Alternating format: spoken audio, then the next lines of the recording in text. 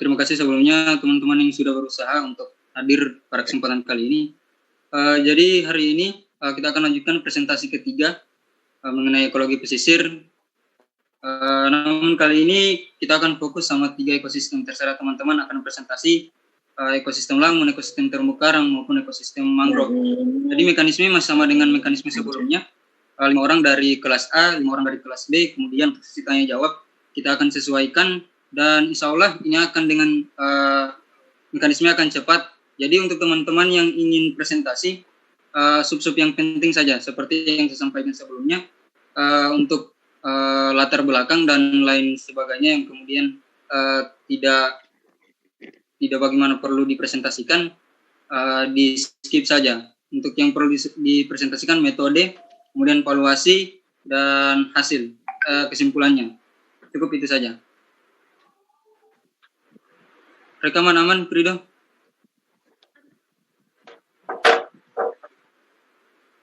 Oke, kita awali dengan presentasi dari kelas A.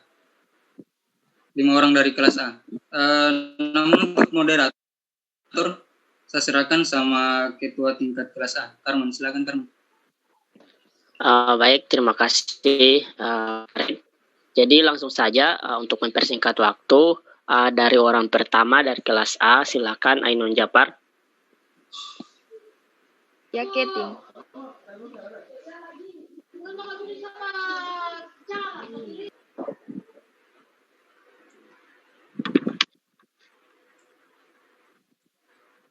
Keting tidak bisa share screen.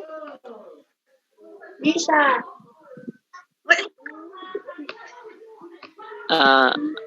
Rido Kaseceo.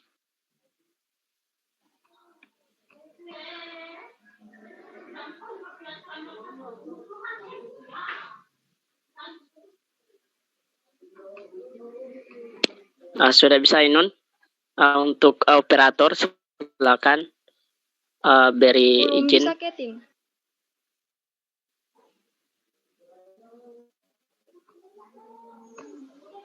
Oh, bisa. Sudah muncul?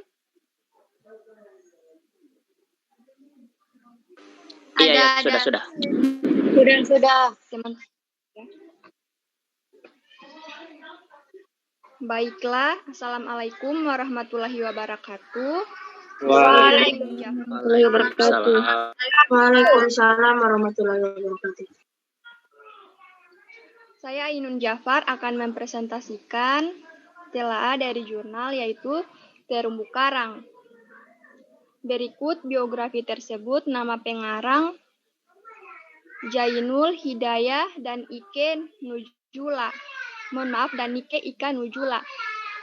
Tahun publikasi 2019, judul artikel yaitu Pemetaan Sebaran Terumbu Karang Studi Kasus Selat Madura, Jawa Timur.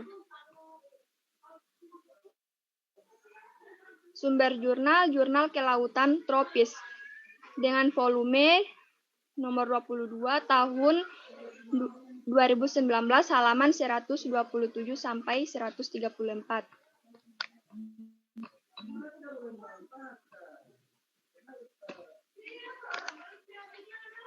Tujuan penelitian, pemetaan ini dilakukan dengan memanfaatkan data citra satelit dari Landsat 7 dan pengolahan data dengan menggunakan metode algoritma Lising. Studi ini bertujuan untuk mengetahui cakupan luas dari sebaran terumbu karang serta kondisi terumbu karang. Metode penelitian ini dilakukan di kawasan pesisir Selat Madura yang secara administratif terdiri dari 11 kabupaten atau kota, diantaranya yaitu Sumeneb, Pamekasan, Sampang, Bangkalan, Kota Surabaya, Sidoarjo, Kabupaten dan Kota Pasuruan, Kabupaten dan Kota Probolinggo, dan Situbondo. Dalam penelitian ini, data dan metode yang digunakan adalah Landsat ETM dengan memanfaatkan algoritma Lising. Saat ini citra satelit yang sering digunakan untuk studi pemetaan adalah seri Landsat yang dikatakan oleh Geis et al. Tahun 2000. Menyebutkan ETM 7 Place memiliki catatan terbaik tentang citra habitat, khususnya terumbu karang pada skala global daripada sensor lainnya. Algoritma leasing dapat diterapkan dengan terlebih dahulu menghitung nilai koefisien atenuasi perairan atau KI per KJ untuk lokasi penelitian, di mana KI per KJ ini yaitu rasio koefisien atenuasi kanal biru dan merah. Identifikasi terumbu karang dengan menggunakan algoritma leasing digunakan band biru dan merah yang dalam data Landsat adalah band 1 dan band 2. Dan 3. Dalam penelitiannya yaitu algoritma leasing digunakan untuk mengkoreksi kolom air, pembuatan training site I pada saluran 1, 2, dan 3. Training site di sini bukan untuk diklasifikasi tetapi menentukan KI per KJ. Syaratnya objek training site ini haruslah homogen tetapi berbeda kedalaman dan menghitung persamaan leasing yang digunakan untuk invarian indeks kedalaman bawah air. Untuk menghitungnya, DI sama dengan integral dalam kurung RBI kurang KI per KJ kali integral RBJ. Keterangan tersebut ada di bawah ini. D2 itu invarian indeks ke dalam di bawah air. RBI itu band dengan panjang gelombang pendek atau atenuasi air rendah. RBJ band dengan panjang gelombang lebih panjang, atenuasi air lebih tinggi. Dan KI per KJ itu rasio koefisien atenuasi saluran yang dibandingkan. Rasio koefisien ini diperoleh dengan rumus KI per KJ sama dengan A kurang akar A pangkat 2 tambah 1. Dengan diperoleh dari persamaan A sigma kecil I kurang sigma kecil J per 2 kali sigma kecil I dan J. Di bawah ini ada keterangannya. Berikut hasil penelitiannya. Ekosistem khas wilayah tropis yang dapat pula ditemukan di perairan pesisir Selat Madura. Salah satunya adalah terumbu karang. Sebaran terumbu karang dapat dideteksi menggunakan citra satelit. Pada penelitian ini, citra satelit yang digunakan itu citra Landsat 8. Terumbu karang dapat ditemukan di perairan dangkal yang jernih.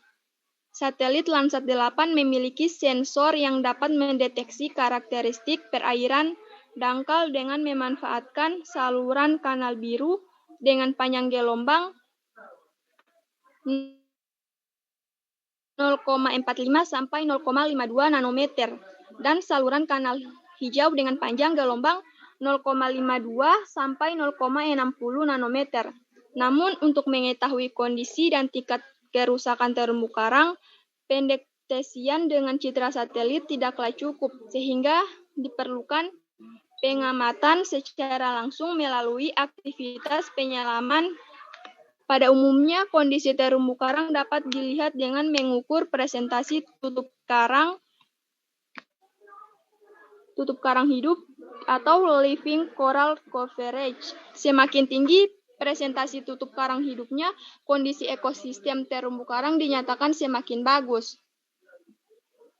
Berikut tabel kriteria kerusakan terumbu karang dalam persen. Presentasi luas tutup karang hidup yang rusak yang sangat buruk 0 sampai 24,9%. Yang rusak sedang 25 sampai 49,9%. Yang baik-baik 50 sampai 74,9%. Yang baik sekali 75 sampai 100%. Kesimpulannya disimpulkan di jurnal ini, luas substrat terumbu karang menurut hasil olahan citra adalah 10.478.032 hektar. Secara umum, terumbu karang di pesisir Selat Madura berada dalam kondisi sedang hingga rusak. Kerusakan terumbu karang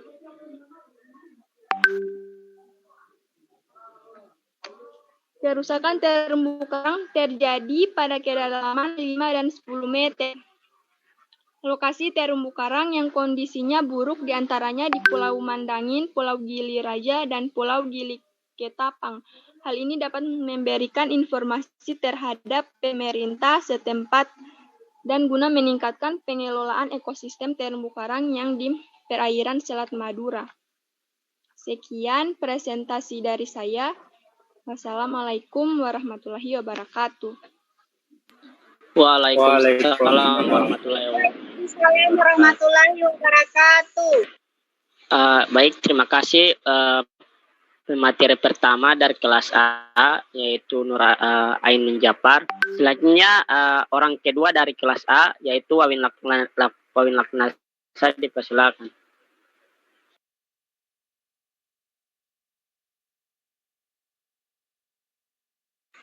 Namun sebelum itu untuk Ainun Japar tadi silakan Wawin Laknasa dikasih host. Sudah ketin host. Oke.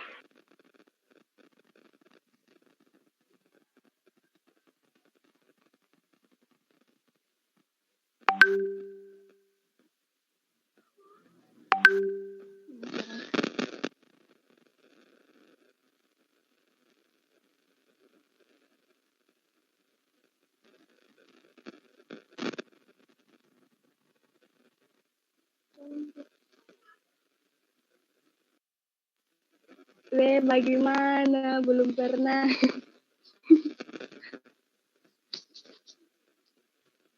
Ya, Wawin ada masalah? Iya, belum pernah bagikan begini. Share screen. Iya, terus Buka file.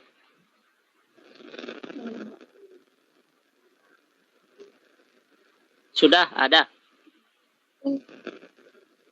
apa dulu? Itu kan yang ada kirim di mana? Dipakai aplikasi itu toh. Berarti kan kita coba buka melalui ini apa dulu? Di layar split bagi itu boleh mau screen di sini, mau bagikan di sini.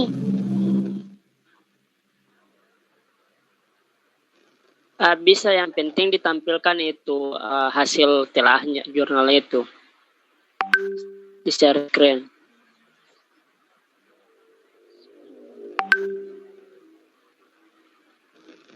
Sebelumnya sudah bisa share screen? Belum. Fiturnya ada. Ini sudah. Ada? Oke.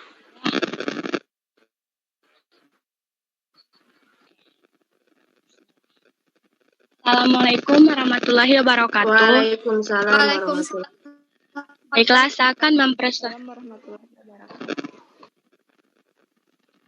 Baiklah, saya akan mempresentasikan tentang lamun dengan judul jurnal yaitu Produksi Lamun Thalassia hemprici di Perairan Pantai Tanjung Tiram, Poka Teluk Ambon Dalam, oleh Charlotta Ireni Tupan dan Mince Wawo. Kemudian saya akan membacakan pendahuluannya. Lamun ini merupakan tanaman tingkat tinggi yang memiliki struktur tubuh lengkap dan dapat dibedakan dengan jelas antara akar, rizoma, daun, bunga, dan buah. Tanaman ini tumbuh pada daerah pasang surut dan memiliki keunikan karena dapat berfungsi secara normal dalam keadaan terbenam. Lamun tumbuh membentuk padang sehingga dikenal dengan istilah padang lamun dan memiliki sejumlah fungsi dan manfaat yang penting. Izin. Ya. Wawin. Silakan di landscape agar terekam dengan baik gambarnya. Diputar layarnya, Wawin. Rotasi Wawin, rotasi layar. Tunggu.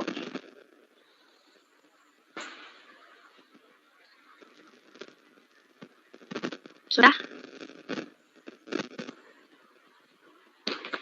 Ada? Sudah. Iya. Lanjut. Wawin, ini jurnal asli, Wawin. Hasil telaah di Word begitu tidak ada. Tidak ada, cuma soal apa dulu? Ada pakai langsung yang ada kirim di grup lalu.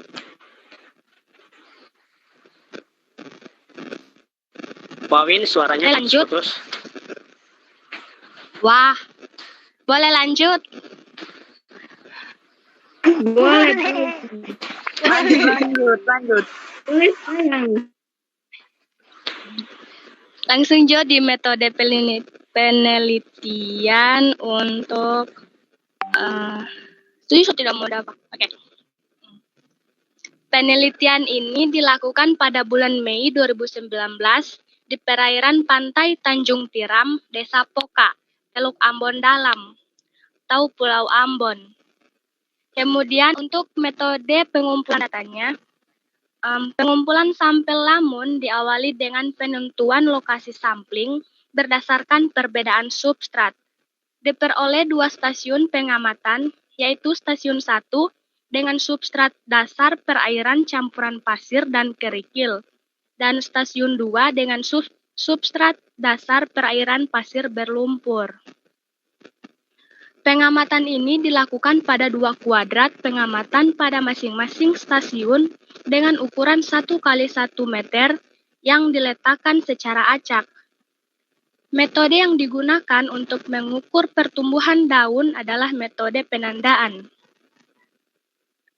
Daun lamun diberi tanda dengan cara melobangi pada batas selundang dengan menggunakan jarum dan benang sebagai penanda.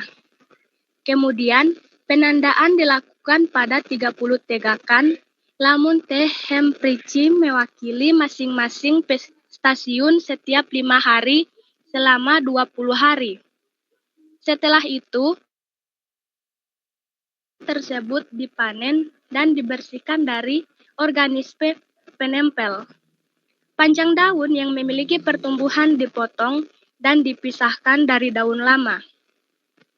Daun-daun tersebut kemudian dikeringkan di oven pada suhu 60 derajat Celcius selama 24 jam dan ditimbang untuk memperoleh biomasa. Bagian keseluruhan daun dan selundang dipotong dan dikeringkan. Kemudian ditimbang untuk memperoleh berat kering. Beberapa parameter lingkungan yang diukur adalah suhu, salinitas, pH, serta kandungan fosfat dan nitrat. Kemudian untuk analisis datanya seperti data pertumbuhan, produksi, biomasa, dan kerapatan dihitung menurut Short dan Coles 2001. Analisis yang pertama yaitu pertumbuhan. Pertumbuhan daun teh hemprici diperoleh dengan rumus KT sama dengan LT kurang L0 delta T dalam kurung 1. Untuk keterangan rumusnya, KT itu merupakan pertumbuhan teh hemprici, kemudian T besar, T lama waktu pengamatan, untuk L0 panjang awal daun teh hemprici, untuk LT kecil panjang akhir daun teh hemprici pada hari KT atau sentimeter. Kemudian analisis data untuk produksi. Produksi daun teh hemprici dihitung berdasarkan rumus PT sama dengan P kali D. Untuk keterangannya, PT itu merupakan produksi daun per area. Untuk P sendiri merupakan produksi daun tiap tegakan. Untuk D, kerapatan teh hemprici atau tegakan kali M pangkat min 2. Kemudian untuk analisis data biomasanya dapat dihitung dengan rumus B sama dengan W kali D. Keterangannya untuk B itu merupakan biomasa dari T. hempricci. Untuk W sendiri merupakan berat kering tegakan. Dan D itu merupakan kerapatan. Kemudian hasil dan pembahasan. Pertumbuhan lamun dapat diketahui dari pertambahan panjang bagian-bagian tertentu, seperti daun dan rizoma, dalam kurun waktu tertentu. Namun, pertumbuhan rizoma lebih sulit diukur, terutama pada jenis-jenis tertentu yang umumnya berada di bawah substrat dibanding pertumbuhan daun yang berada di atas substrat. Sehingga pertumbuhan lamun relatif lebih banyak mengacu pada pertumbuhan daun. Laju pertumbuhan lamun T. hempricci pada setiap periode pengamatan dapat dilihat, tidak ada gambar. Laju pertumbuhan berkisar antara 0,24 kurang lebih 0,24 terus dikurang 0,36 kurang lebih 0,40 cm dengan rata-rata 0,28 plus minus 0,35 dalam kurung S1 dan 0,34 plus minus 0,44 kurang 0,38 plus minus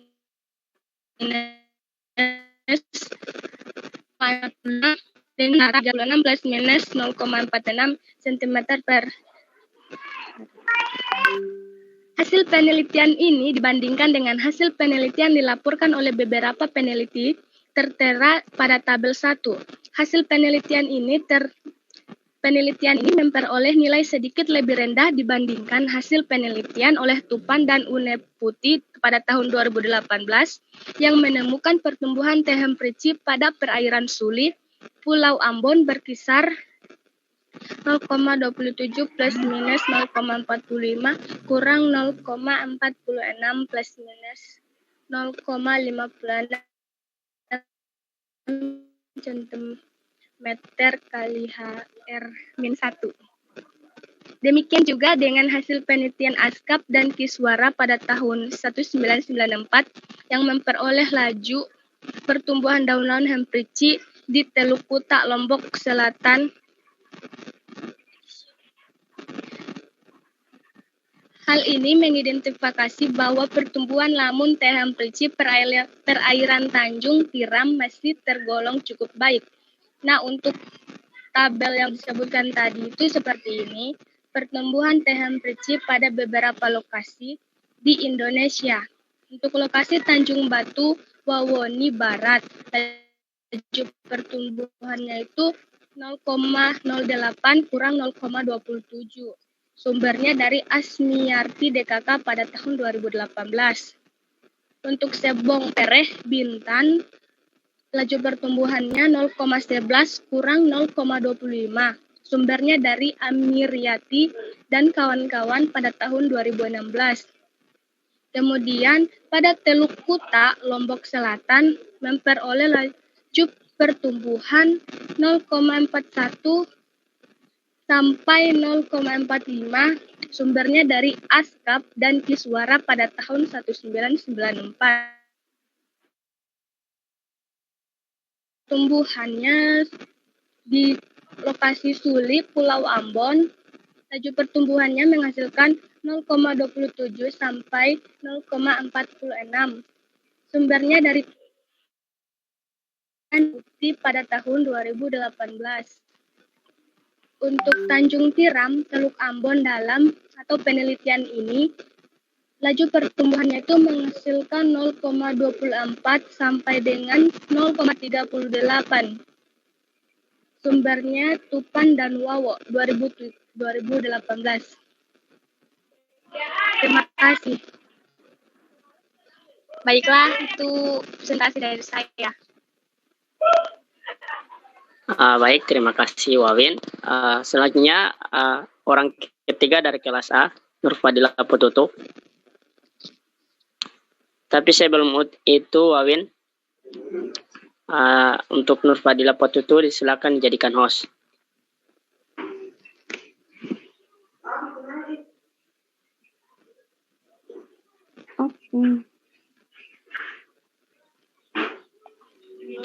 Sudah bisa share screen, Nur Fadila? Fadila, Tunggu.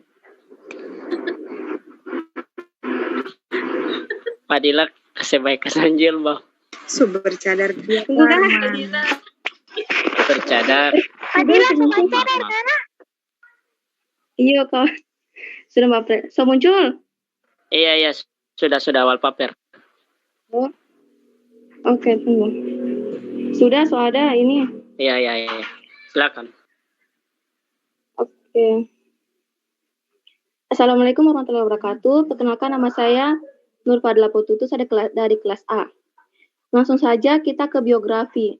Nama penulis Eigner Gerald Talakua, tahun publikasi 2019, judul artikel Persepsi Masyarakat Terhadap Kerusakan Terumbu Karang di Teluk Ambon Dalam. Sumber artikel dari jurnal Papalele. Kemudian metode penelitian. Penelitian ini menggunakan metode survei.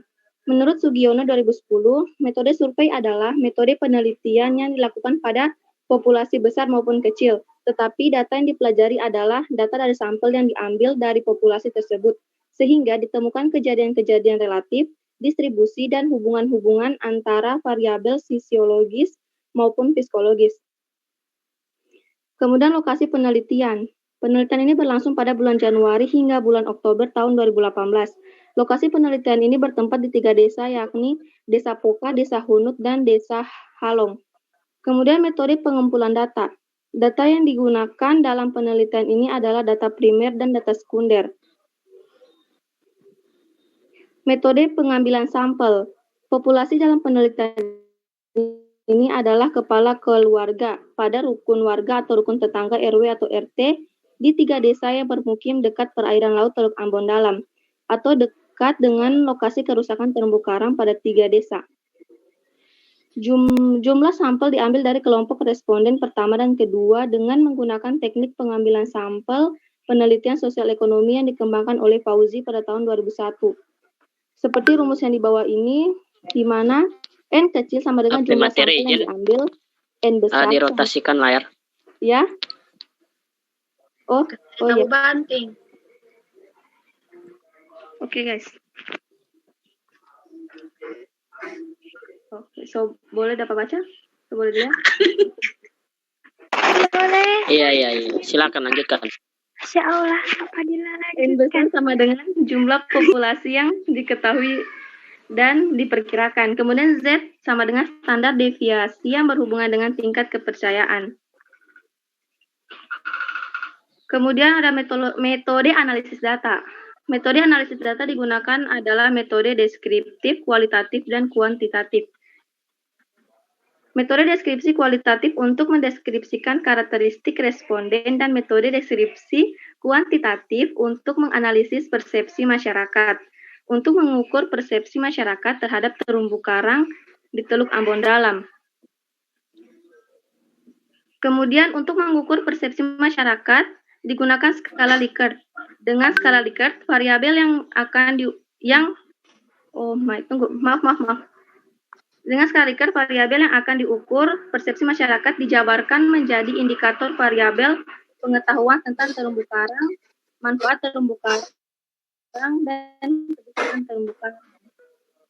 Kemudian ada hasil penelitian. Persepsi masyarakat yang terwakili oleh persepsi responden terhadap terumbu karang di Desa Poka, Desa Hunut, dan Desa Halong diukur berdasarkan 3 indikator, yakni pengetahuan tentang terumbu karang, manfaat terumbu karang, dan kerusakan terumbu karang. Di sini ada pengetahuan tentang terumbu karang. Indikator pengetahuan tentang terumbu karang diukur berdasarkan 3 pertanyaan, yakni pengertian terumbu karang, keberadaan terumbu karang, dan nilai ekonomi terumbu karang. Pada tabel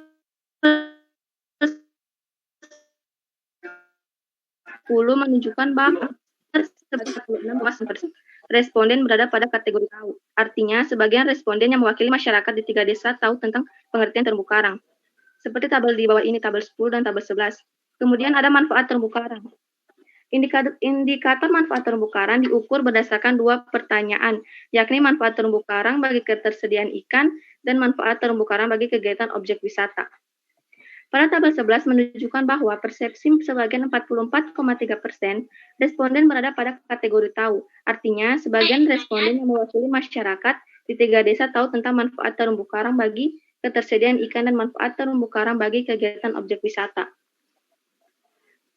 Kemudian yang ketiga ada kerusakan terumbu karang. Indikator kerusakan terumbu karang diukur berdasarkan 10 pertanyaan, yakni keberadaan terumbu karang yang telah rusak, kerusakan karena sampah plastik, kerusakan karena rusaknya mangrove, kerusakan karena penangkapan ikan dengan bom atau peledak, kerusakan karena jangkar perahu, kerusakan karena penambangan batu karang, kerusakan karena penambangan pasir, kerusakan karena sedimentasi, kerusakan karena pembangunan jembatan, dan pemulihan kerusakan merupakan tanggung jawab masyarakat atau pemerintah, lembaga pendidikan. Seperti di tabel 12, persepsi responden berdasarkan indikator kerusakan terumbu karang. Kemudian tingginya partisipasi masyarakat dalam kegiatan pengelolaan kawasan konservasi laut daerah, sehingga dalam penelitian ini persepsi yang baik pada masyarakat pada 3 desa di Teluk Ambon Dalam tentang terumbu karang diharapkan berdampak terhadap partisipasi masyarakat dalam upaya perbaikan dan pelestarian terumbu karang. Kemudian kesimpulan, dapat disimpulkan bahwa persepsi masyarakat terhadap terumbu karang di Teluk Ambon Dalam adalah tahu. Artinya, masyarakat memiliki pengetahuan tentang terumbu karang, manfaat terumbu karang, dan kerusakan terumbu karang. Untuk itu, pemerintah daerah perlu mengelola terumbu karang di Teluk Ambon Dalam melalui kerjasama dengan masyarakat setempat, melalui pembentukan lembaga pengelola terumbu karang di tingkat desa atau memanfaatkan lembaga pengelola pesisir dan laut ataupun lembaga keweng di Desa Poka, Desa Hunut, dan Desa Halong untuk melakukan berbagai program kegiatan rehabilitas terumbu karang. Terima kasih. Baik, terima kasih Nur Fadila Potutu atas presentasinya. Jadi kita lanjut pada orang keempat dari kelas A. Silakan Nabila. Nur Fadila jangan lupa jadikan host Nabila.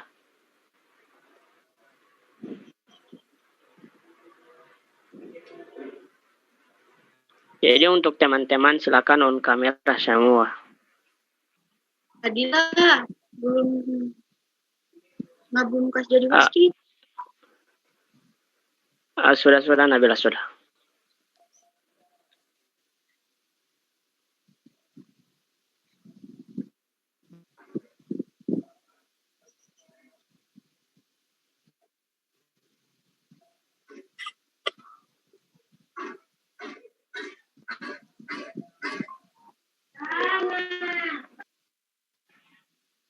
Ada. Nah. Baik. Assalamualaikum warahmatullahi wabarakatuh. Waalaikumsalam warahmatullahi wabarakatuh.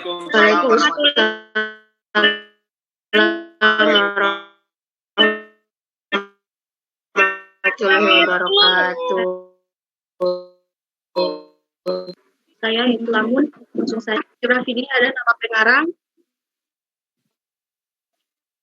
yaitu dari Amin Nurkolis, Rela Hidayah, dan Aryo Itariniatsi, tahun publikasi pada tahun 2019. Judul jurnal Studi Struktas Padang Lamun di Pulau Parang, Kepulauan Karimun. Sumber jurnal yaitu Jurnal Penelitian Kelautan, Jurnal volume 8 nomor 1.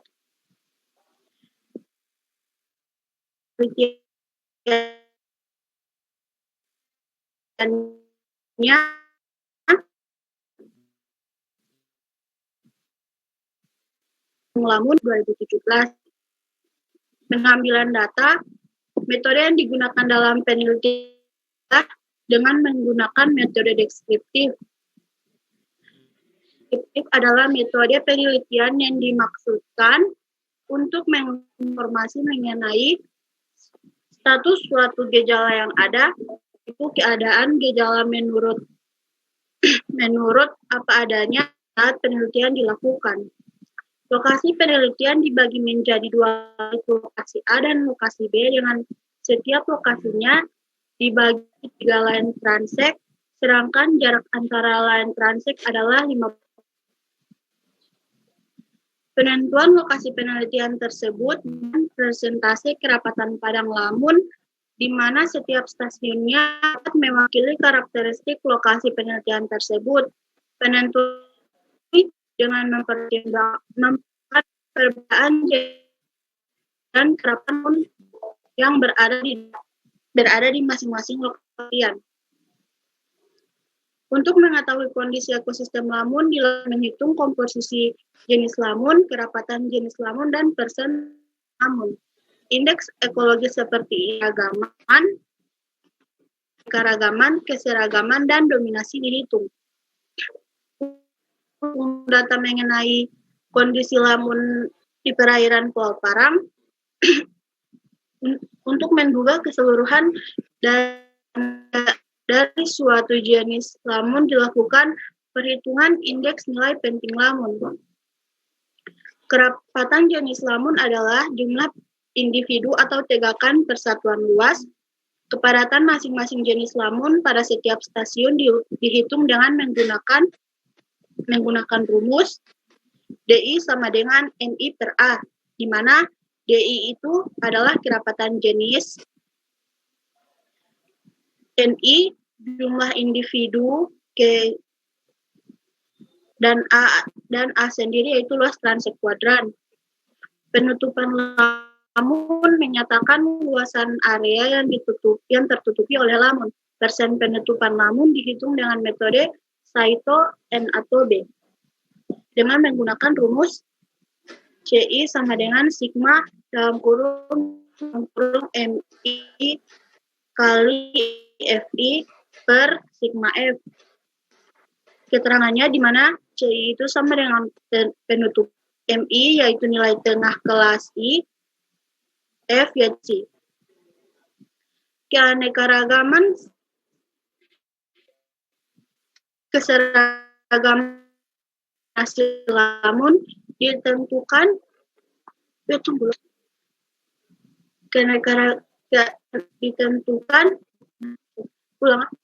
keseragaman dan dominasi lamun ditentukan dari besar nilai indeks yang ada. Rumus Shamon-Wien yaitu H sama dengan min sigma n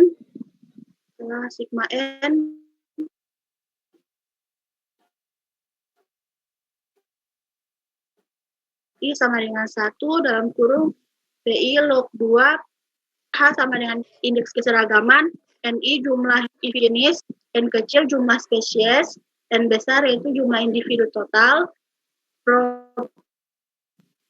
proporsi frekuensi, PI yaitu proporsi frekuensi jenis KI terhadap jumlah total. Hasil dari penelitian menunjukkan terdapat ekses lamun yang ditemukan di Pulau Parang, yaitu N-halus akoroides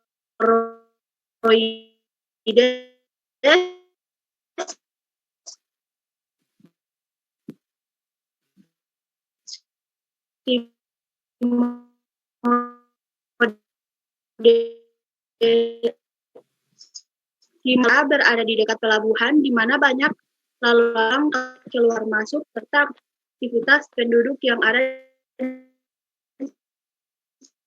sekitar lokasi tersebut tumbuh oleh spesies N-halus akoroides. Lokasi ini sering sekali terkena ombak yang cukup besar dikarenakan berhadapan langsung dengan perairan terbuka.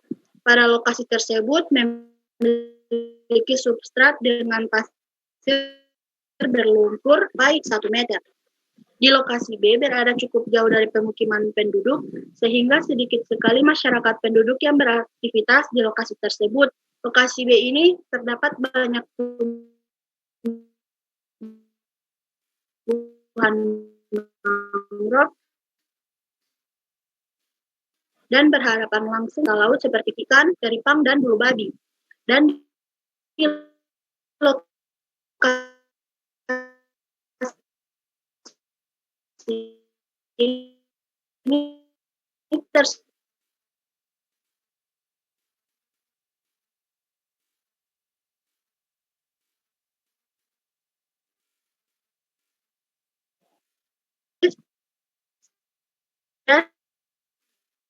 di desa data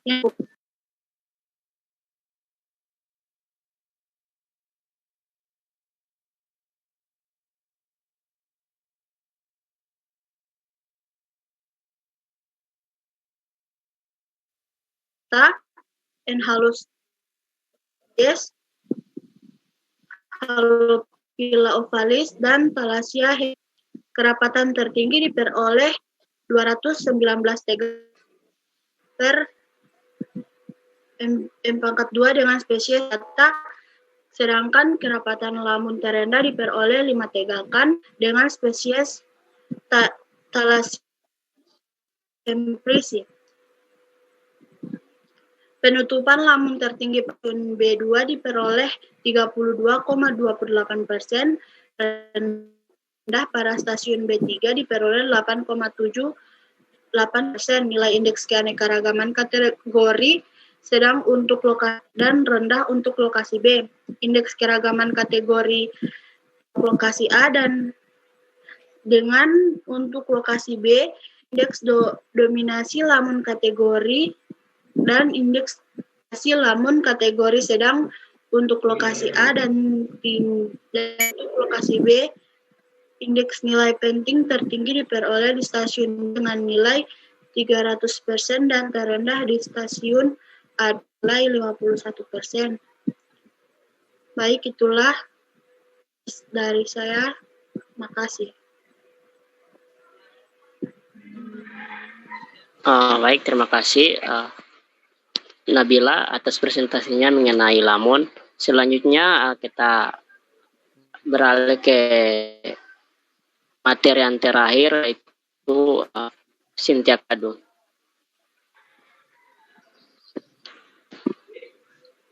Nabila, silakan di out screen.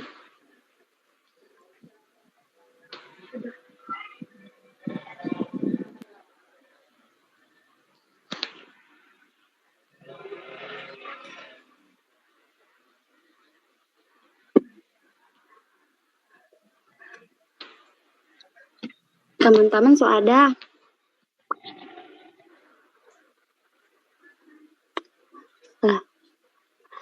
Belum ada.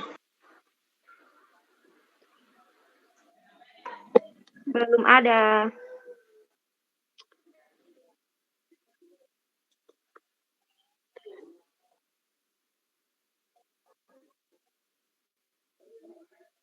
Tunggu.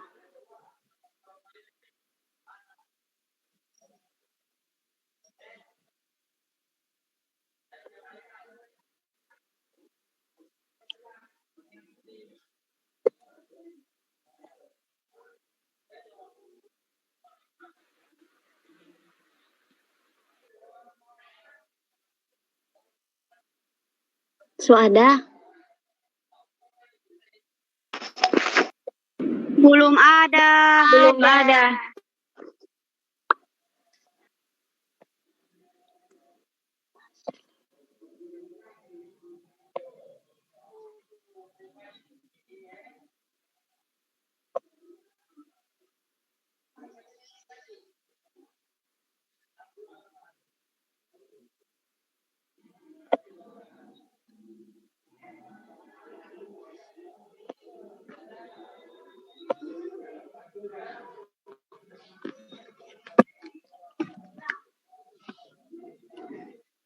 So ada. Ada. Sudah. Baik, assalamualaikum warahmatullahi wabarakatuh. Waalaikumsalam warahmatullahi wabarakatuh.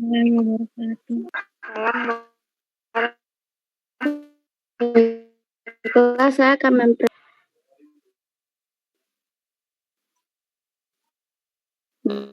judul jurnal yaitu Keragaman Pulau Bangka, Kecamatan Kupang, Kabupaten Minahasa Utara, Provinsi Sulawesi Utara.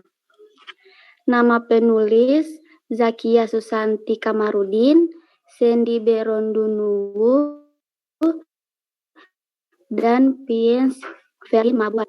Sumber jurnal dari Jurnal MIPA Unsrat halaman 20 sampai dengan 24. Selanjutnya metode penelitian.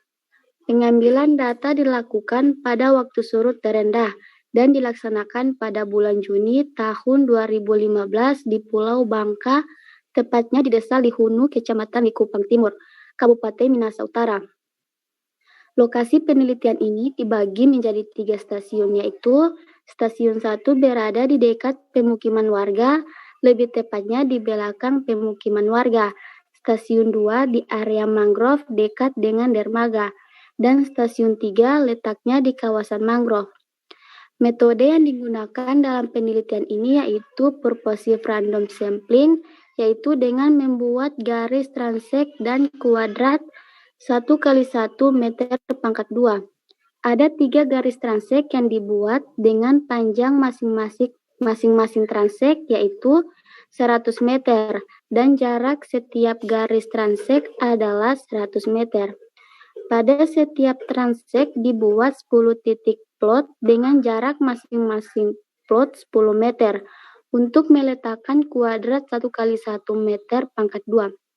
Jadi total seluruh plot pada 3 transek adalah 30 plot kuadrat. Pengambilan sampel dan data lamun dilakukan dengan menggunakan metode transek kuadrat yang dilakukan pada waktu surut terendah di siang hari. Jenis lamun yang ditemukan diidentifikasi berdasarkan karakteristik morfologi yang mengacu pada referensi buku dari Den Hartog tahun 1970 dan Phillips dan Menetz tahun 1988. Analisis data mencakup kerapatan jenis relatif, frekuensi jenis relatif, penutupan jenis relatif, serta indeks nilai penting untuk menduga keseluruhan dari peranan suatu jenis lamun. Indeks keanekaragaman menggunakan rumus menurut Shannon dan Wenner. Dalam kurung Pi in Pi. Keterangan Pi sama dengan sigma ni atau N. H sama dengan keanekaragaman. Pi sama dengan jumlah individu suatu jenis. Ni sama dengan jumlah individu dari suatu jenis KI jenis. Hasil penelitian, hasil analisis data mengenai kerapatan relatif, frekuensi relatif penutupan relatif, dan di pesisir Desa Lihunu disajikan dalam tabel.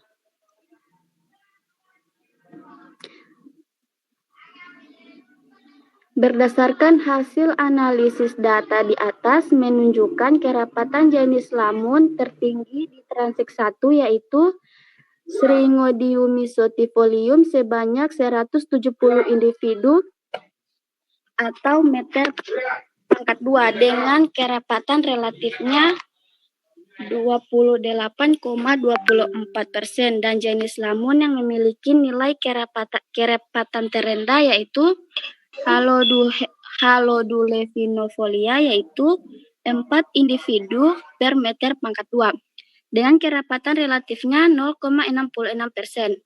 Transek 2 nilai kerapatan tertinggi yaitu Thalassia hempricci sebanyak 264 individu per meter pangkat 2 dengan kerapatan relatifnya 29,80%. Dan nilai kerapatan terendah di transek ini yaitu Syringodium mesotifolium sebanyak 61 individu per meter pangkat 2 dengan kerapatan relatifnya 6,88%. Di transek 3, nilai kerapatan tertinggi adalah jenis lamun Halophila ovalis sebanyak 313 individu per meter pangkat 2 dengan kerapatan relatifnya 37,80%. Dan kerapatan yang terendah yaitu Simodekea cerulata yaitu 35 individu per meter pangkat 2 dengan kerapatan relatifnya 4,23%. Penutupan lamun di transek 1 yaitu 51,20%, transek 2 52,59%, dan di transek 3 49,45%. Berdasarkan keputusan MNLH nomor 200 tahun 2004 mengenai status padang lamun pada tabel 1. Kondisi penutupan lamun di 3 transek tersebut masuk dalam kondisi yang kurang kaya atau kurang sehat karena luas penutupannya berkisar di 30-59,9%. Rendahnya angka penutupan di pesisir desa Lihunu diduga karena pantai Lihunu semakin ramai dikunjungi wisatawan dan tingginya kegiatan kapal-kapal nelayan di kawasan ini, sehingga kekeruhan sulit dihindari. Seperti diketahui bahwa kekeruhan menghambat proses terjadinya fotosintesis. Menurunnya fotosintesis berarti mengurangi pertumbuhan lamun. Nilai INP dari 3 transek yaitu 300%. Semakin tinggi nilai INP suatu spesies, maka semakin tinggi peranan spesies tersebut dalam komunitasnya. Hasil analisis keanekaragaman lamun dari keseluruhan transek dengan menggunakan indeks Shannon-Wiener seperti yang ditunjukkan di atas tergolong sedang karena nilai H sama dengan 1 kurang dari H kurang dari 3 yaitu 1,85% pada tabel 2. Menurut Shimamura, semakin tinggi nilai indeks keanekaragaman suatu perairan, maka semakin rendah pula tingkat pencemarannya. Bila dibandingkan dengan hasil penelitian tempat lain memiliki indeks keanekaragaman yang tergolong rendah, dan hal ini dikarenakan jumlah spesies yang ditemukan sangat sedikit, yaitu hanya 4 spesies. Dan terakhir, pesisir desa Lihunu berjumlah 7 jenis kea, meliputi Enhalus acoroides, Thalassia hempricci, Halophila ovalis, dan Haludule pinofolia.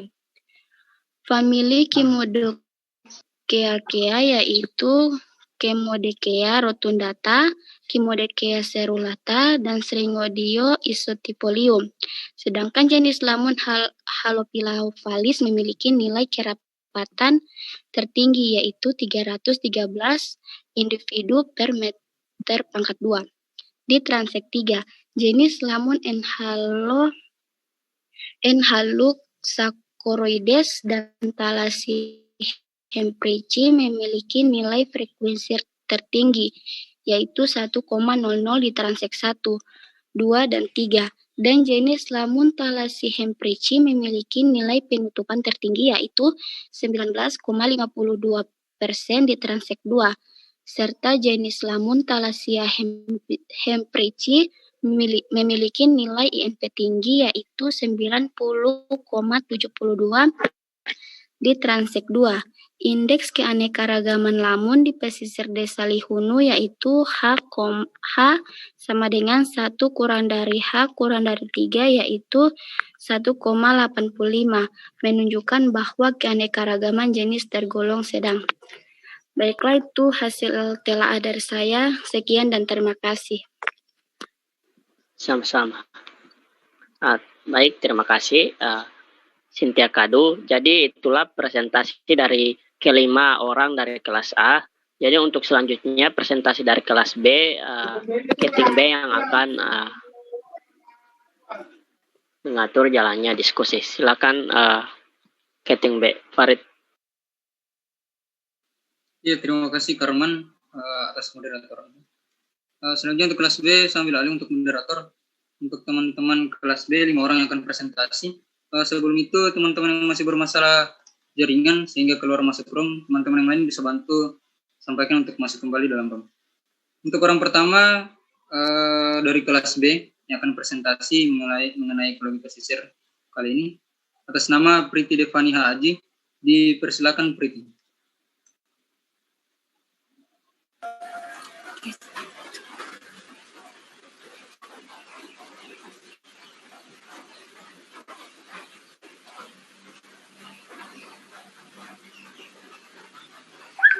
Ada.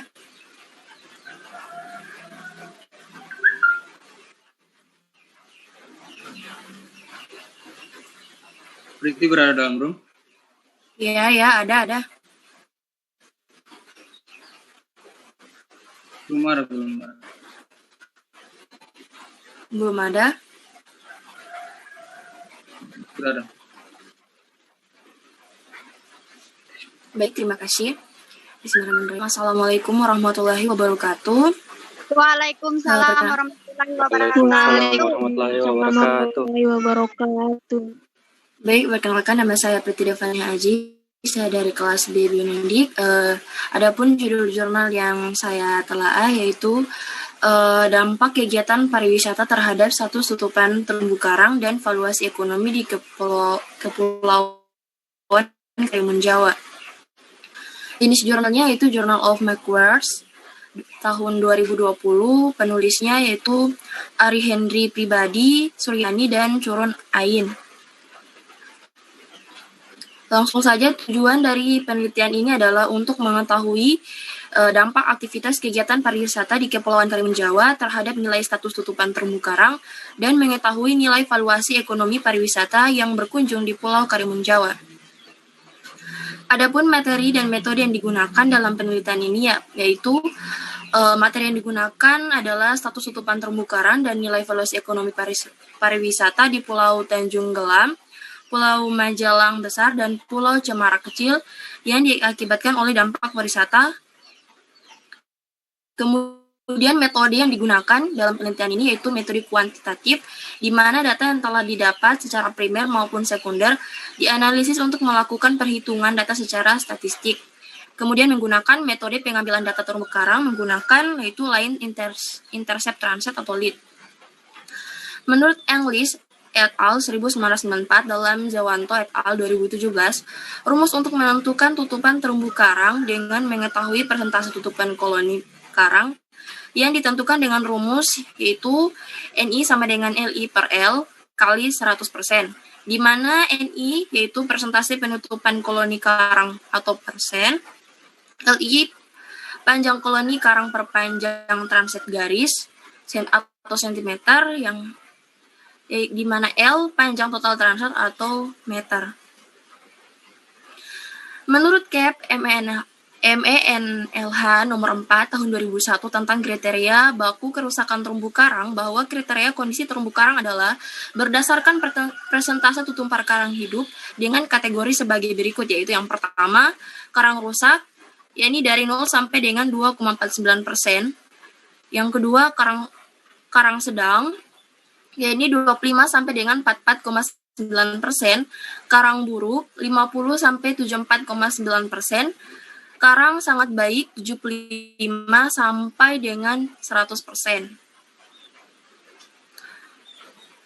Metode Travel Cossack Method atau TCM atau biasa yang dikeluarkan oleh responden untuk sampai ke objek wisata yang dihitung dari tempat responden menginap ataupun penginapan responden menurut Sugiono 2015 dalam penelitian untuk ukuran sampel terkait dengan tingkat ketelitian yang dikehendaki seperti jumlah dana, waktu, dan tenaga bersedia menggunakan rumus Solin yaitu sebagai berikut, yaitu N sama dengan N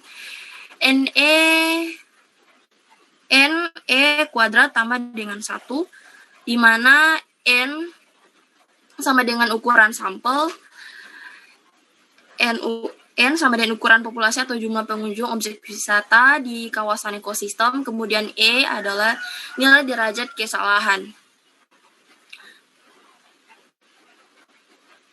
Nah, biaya perjalanan atau travel cost method TCM untuk menentukan berapa biaya yang dikeluarkan membayar dari apa yang wisatawan inginkan, yaitu jumlah total biaya yang dikeluarkan pengunjung selama melakukan kegiatan rekreasi. Menurut Tambunan et al. 2013, tahapan penentuan nilai ekonomi wisata alam dengan menggunakan metode perjalanan yaitu yang pertama, menentukan jumlah rata-rata kunjungan dari tahun 2016 hingga tahun 2018 berdasarkan data pengunjung pada tahun sebelumnya dari pengelola objek wisata. Yang kedua, menentukan besarnya biaya perjalanan rata-rata dari jumlah total biaya perjalanan yang dikeluarkan selama melakukan perjalanan rekreasi. Yang dirumuskan yaitu BPT sama dengan BT tambah BTT tambah BK tambah BLS. Di mana BPR yaitu biaya perjalanan total atau rupiah per orang, BT biaya transportasi rupiah per orang, BTT biaya tempat tinggal atau rupiah per orang, BK biaya konsumsi selama melakukan kegiatan wisata rupiah per orang, kemudian BL biaya lain-lain yaitu rupiah. Kemudian hasil dari analisis di jurnal ini yaitu berdasarkan hasil penelitian diperoleh, nilai perhitungan presentasi tutupan terumbu karang menggunakan rumus English et al. 1994 dalam Zewanto et al. 2017, hasil karang hidup yang didapat pada Pulau Tanjung Gelam sebesar 61,6%, Pulau Menjangan besar sebesar 70,8%, dan Pulau Cemara kecil disajikan sebesar 57,3%. Pada hasil yang didapat, nilai satu tutupan terumbu karang menurut keputusan Menteri Lingkungan Hidup nomor 4 tahun 2001 tentang kriteria baku kerusakan terumbu karang dalam kategori baik. Valuasi ekonomi atau biaya perjalanan travel cost method berdasarkan hasil nilai valuasi ekonomi biaya perjalanan atau travel cost method yang didapatkan dari daerah Kabupaten Jepara dan luar Kabupaten Jepara.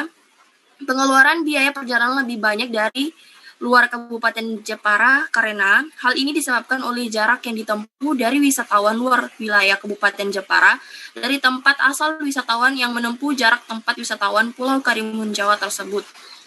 Jarak menentukan berapa besar biaya yang dikeluarkan, terutama biaya transportasi menuju tempat lokasi wisata. Nilai ekonomi di Pulau Karimun Jawa sangat berpengaruh sekali dengan adanya wisata yang berkunjung di Pulau Karimun Jawa. Kemudian kesimpulannya, nilai tutupan terumbu karang pada tahun 2019 dengan nilai rata-rata tutupan terumbu karang Pulau Tanjung Gelam sebesar 61,6%, di Pulau Menjangan besar sebesar 7,8%, dan Pulau Cemara kecil sebesar 57,3%. Nilai tutupan terumbu karang tersebut termasuk dalam status kategori baik. Nilai ekonomi yang dikeluarkan oleh wisatawan dari biaya perjalanan berdasarkan metode Travel Cost Method TCM di Pulau Karimun Jawa dari pengeluaran rata-rata Total Cost Method dalam Kabupaten Jepara sebesar 1.111.023 rupiah, dan untuk nilai ekonomi per tahun dari dalam Kabupaten Jepara sebesar 3.339.031.988 rupiah. Hasil rata-rata total cost method dari luar Kabupaten Jepara sebesar 1.146.314 rupiah, dan untuk nilai ekonomi per tahun dari Kabupaten Jepara sebesar 12.324.171.938 rupiah. Dampak pengaruh kunjungan pariwisata terhadap nilai tutupan terumbu karang mengalami penurunan dari tahun 2016 sampai dengan 2018. Sedangkan pada nilai ekonomi biaya perjalanan atau travel cost method mengalami peningkatan. Terima kasih, itulah presentasi dari saya kembalikan kepada moderator.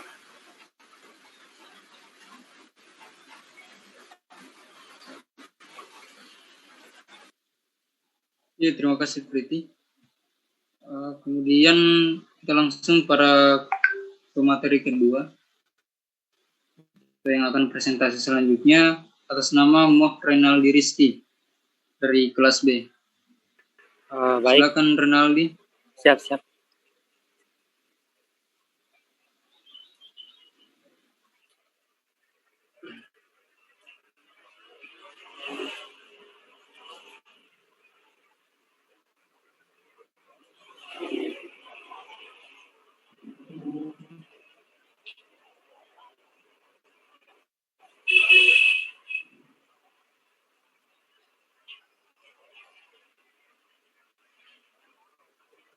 Apakah sudah ada? Ada. Sudah ada. Baiklah. Baiklah, kita langsung saja. Terima kasih atas kesempatan telah diberikan kepada saya. Assalamualaikum warahmatullahi wabarakatuh. Waalaikumsalam warahmatullahi wabarakatuh. Baiklah, pada kesempatan perkenalkan, nama saya Muhammad Renaldi Rizky Firaunto dari Prodi Biologi Nondik. Pada kesempatan kali ini saya akan mempresentasikan analisa jurnal mangrove. Jadi seperti yang langsung saja, judulnya yaitu pengembangan kawasan ekowisata mangrove di Pantai Labu Sao, Desa Penyaring, Sumbawa. Penulis baik Hilda Astriana, Chandrika Eka Larasati, dan Ayu Adita Damayanti. Tahun 2020 dengan volume 7 nomor 1, yaitu pada bulan April 2020. Tujuan jurnal bertujuan untuk mengetahui potensi pengembangan kawasan ekowisata mangrove serta memberikan pemahaman kepada kelompok masyarakat mengenai pengelolaan kawasan ekowisata mangrove yang saat ini telah dikembangkan di Pantai Labu Sao, Desa Penyaring, Kecamatan Moyo Utara, Kabupaten Sumbawa. Langsung saja ke metode jurnal, yaitu metode dan kegiatan ini dibagi dalam beberapa tahap kegiatan, yaitu pertama survei lapangan, kedua persiapan pelaksanaan PKM, dan ketiga pelaksanaan program PKM. Yang pertama yaitu survei lapangan. Pada kegiatan ini dilakukan survei lokasi kegiatan untuk mengetahui kondisi kawasan mangrove serta kondisi sosial budaya masyarakat setempat. Kegiatan survei lokasi dilakukan dengan cara meninjau kondisi kawasan mangrove di Labu Sao dan mendata fasilitas yang sudah tersedia yang nantinya dapat mendukung kegiatan ekowisata mangrove. Selain itu, dilakukan pula wawancara dengan masyarakat di Labu Sao. Yang kedua yaitu persiapan pelaksanaan PKM. Materi kegiatan dibuat sesederhana mungkin dengan disertai contoh-contoh kasus dalam kegiatan pengelolaan kawasan ekowisata. Adapun materi yang disiapkan yaitu teknik penilaian kelayakan pengembangan objek daya tarik wisata dan pengembangan wisata alam dan kawasan hutan. Yang ketiga yaitu pelaksanaan program PKM. Dalam kegiatan pengabdian mengenai identifikasi potensi ekowisata mangrove ini, pendekatan yang diterapkan dalam kegiatan pengabdian ini adalah metode penyelesaian masalah. Penyelesaian masalah ini meliputi yang pertama, mengidentifikasi potensi-potensi lokal yang dapat dikembangkan untuk meningkatkan perekonomian masyarakat lokal yang sejalan dengan upaya pengelolaan kawasan mangrove. Yang kedua, memberikan penyuluhan mengenai strategi pengelolaan kawasan mangrove yang dapat menopang perekonomian masyarakat setempat. Hasil dari pembahasan jurnal ini yaitu berdasarkan hasil survei lokasi kegiatan, diketahui bahwa kondisi kawasan mangrove masih sangat bagus. Mangrove di sini merupakan tempat hidup bagi kelelawar dan monyet yang dapat dijadikan objek wisata. Adapun manfaat mangrove yang selama ini diketahui oleh masyarakat lokal terbatas pada fungsi mangrove sebagai penahan gelombang dari laut atau gelombang tsunami. Akan tetapi, manfaat lain mangrove yaitu sebagai perangkap sedimen yang berasal dari sungai, serta memperlambat erosi, pengurai limbah organik yang terbawa ke wilayah pantai, membantu industri air laut ke daratan, serta penyimpan karbon yang berasal dari atmosfer, belum banyak diketahui oleh masyarakat lokal. Sementara itu, hasil dari kegiatan penilaian kelayakan pengembangan objek wisata yang mengacu pada teknik pedoman analisis daerah operasi dan daya tarik wisata oleh Direktorat Jenderal PHKA tahun 2003, menunjukkan bahwa terdapat beberapa parameter yang masuk dalam kriteria penilaian. Adapun total skor adalah 940. Total skor ini berasal dari gabungan beberapa nilai dari penilaian beberapa aspek, seperti keunikan sumber daya alam, dan lain-lain dari total maksimal skor 1290. Langsung saja kita masuk ke rumusnya. Indeks kelayakan sama dengan total skor per skor maksimal kali 100%. Sama dengan 940 per 1290 kali 100%. Mendapatkan hasil yaitu sama dengan 72,8%. Dengan demikian, kawasan ini memiliki indeks kelayakan sebesar 72,8% atau indeks lebih dari 66,6% menurut menggunakan rumus Direktorat Jenderal PHKA 2003, yang berarti kawasan ekowisata ini sangat layak untuk dikembangkan.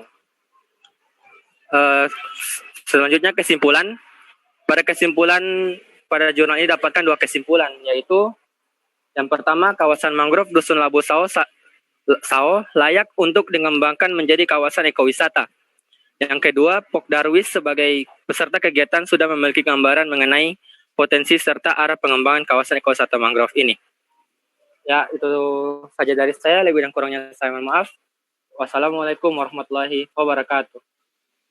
Waalaikumsalam. Waalaikumsalam warahmatullahi wabarakatuh. Waalaikumsalam warahmatullahi wabarakatuh.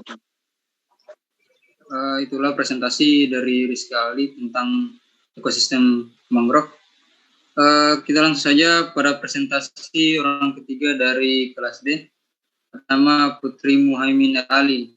Silakan Putri.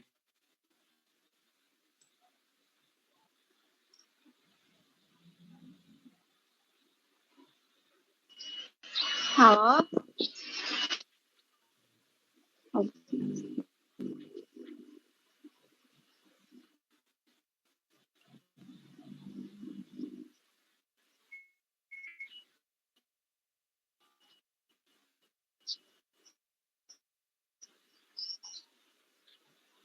Sudah, ada.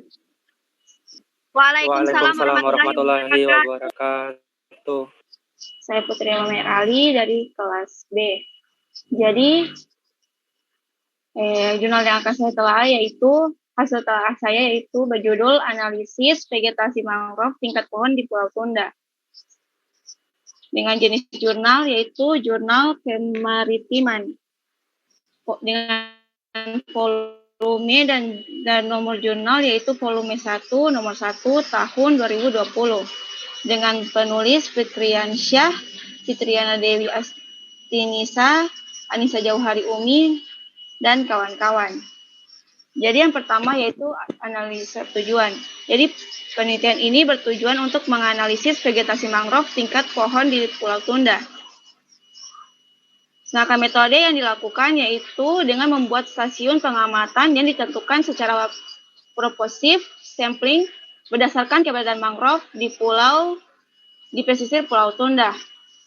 Jumlah stasiun yang digunakan sebanyak 6 stasiun atau petak transek survei. Berupa pembuatan jalur transek dengan lebar jalur sebesar 10 meter dengan arah tegak garis lurus ke arah pantai atau daratan.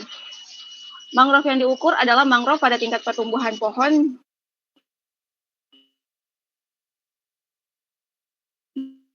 dengan diameter di batang pohon.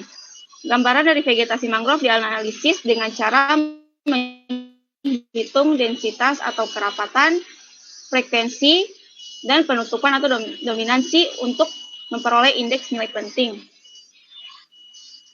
Jadi untuk menghitung densitas atau kerapatan, untuk rumusnya itu kerapatan spesies atau K sama dengan jumlah individu spesies per luas plot pengamatan. Untuk kerapatan relatif spesies yaitu kerapatan spesies per kerapatan seluruh spesies kali 100%. Kemudian untuk frekuensi, yaitu frekuensi spesies yaitu sama dengan jumlah plot ditemukannya spesies per jumlah total plot pengamatan. Sedangkan untuk frekuensi relatif yaitu frekuensi spesies per frekuensi seluruh spesies dikalikan dengan 100%. Penutupan atau dominansi. Nah, Penutupan ini menggunakan luas basal area atau saya singkat dengan LBA, luas area yang ditutupi oleh batang dari suatu pohon. LBA didasarkan pada pengukuran lingkar batang pohon yang diasumsikan berbentuk lingkaran sehingga rumus LBA sebagai berikut.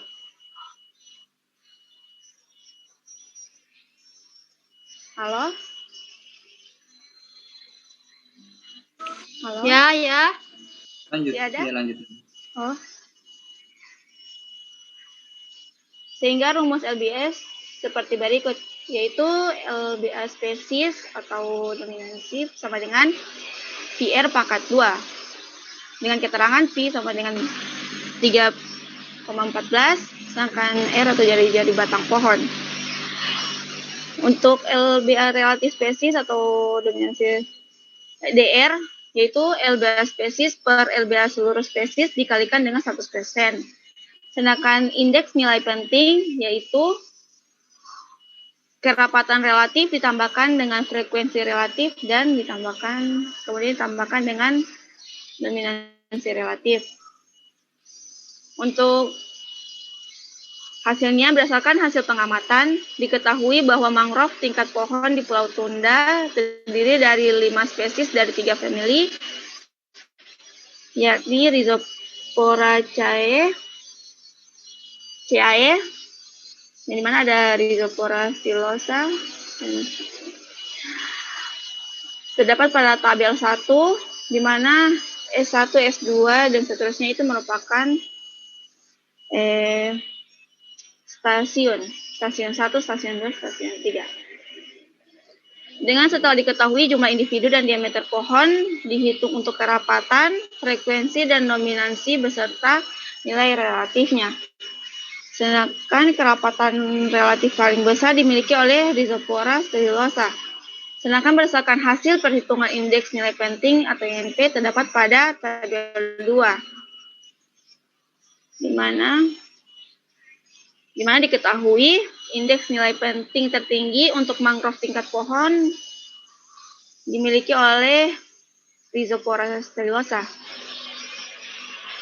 Jenis Rhizopora stylosa mempunyai peranan yang tinggi di Pulau Tunda karena mangrove jenis ini memiliki karakteristik dan morfologi yang mendukung dalam hal bersaing dengan jenis lainnya dan dapat dikatakan kondisi perairan di lokasi penelitian baik untuk pertumbuhan mangrove. Jadi kesimpulannya yaitu hasil ini menunjukkan bahwa mangrove di Pulau Tunda masih dalam kondisi baik. Keadaan ekosistem mangrove seperti ini mencerminkan bahwa ekosistem hutan mangrove pada lokasi penelitian belum banyak mengalami perubahan yang disebabkan oleh kegiatan manusia.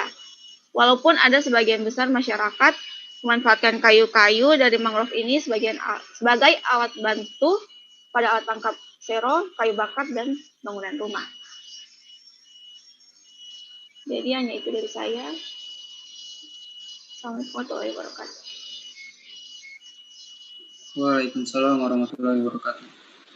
Ya, terima kasih Putri atas presentasi mengenai ekosistem mangrove. Selanjutnya kita beralih pada orang keempat dari kelas B atas nama Winda Jakaria. Untuk presentasi, saya persilakan untuk Winda. Silakan Winda. Ya.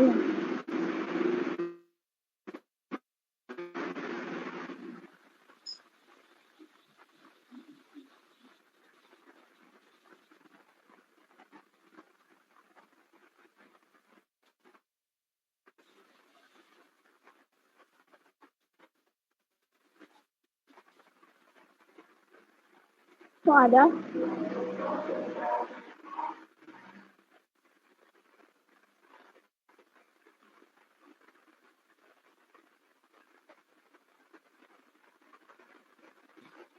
Belum ada. Belum ada Winda. Tunggu.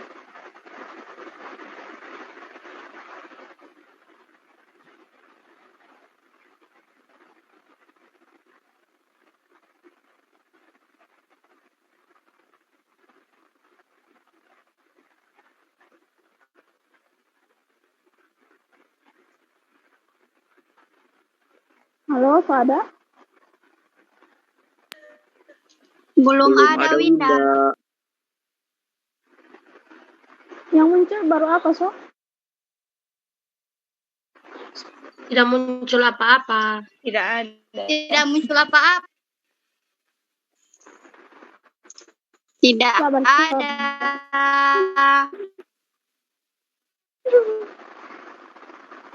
Oke, Winda.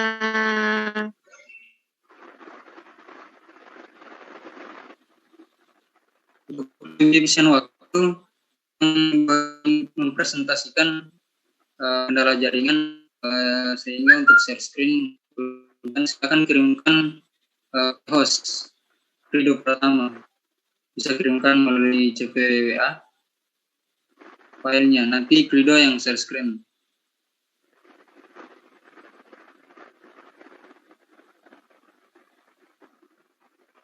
Oh, oke.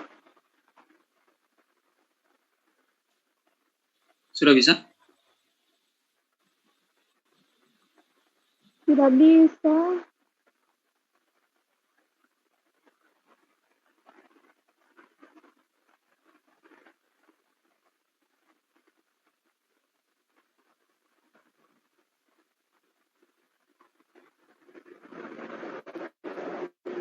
Lanjut dulu, Catherine.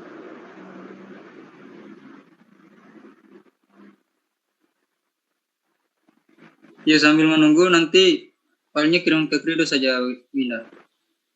Kalau yang masih bermasalah.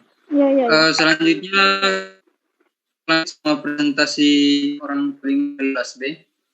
Sambil menunggu persiapan dari orang keempat dari kelas B, Winda Jakarta. Atas nama Fardan Pratama Bubihe. Silakan Fardan.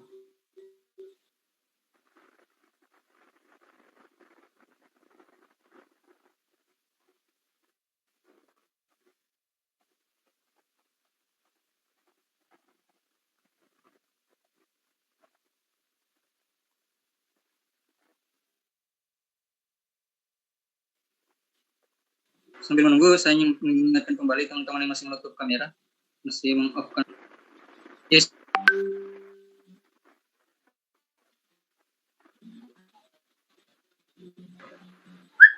Mohon maaf, Keting.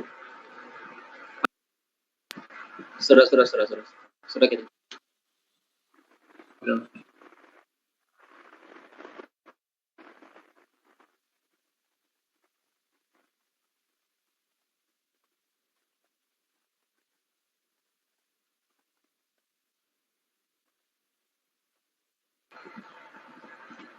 Sudah ada?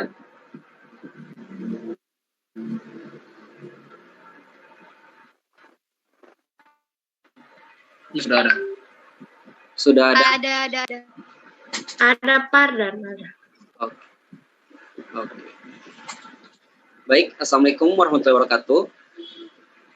Waalaikumsalam warahmatullahi wabarakatuh. Baik, terima kasih atas kesempatan yang diberikan kepada saya. Saya akan mencoba mempresentasikan hasil telah jurnal yang berjudul Keanekaragaman Jenis Vegetasi Mangrove di Desa Dusun Besar, Kecamatan Pulau Maya, Kabupaten Kayong Utara. Cicerunisa, Edi Tamrin, dan Hari Prayogo. Baik, langsung saja ke tujuan penelitian. Tujuan dari jurnal ini, untuk di sini terdapat tujuan memberikan data keanekaragaman jenis vegetasi yang terdapat pada kawasan hutan mangrove Desa Dusun Besar, Kecamatan Pulau Maya, Kabupaten Kayong Utara.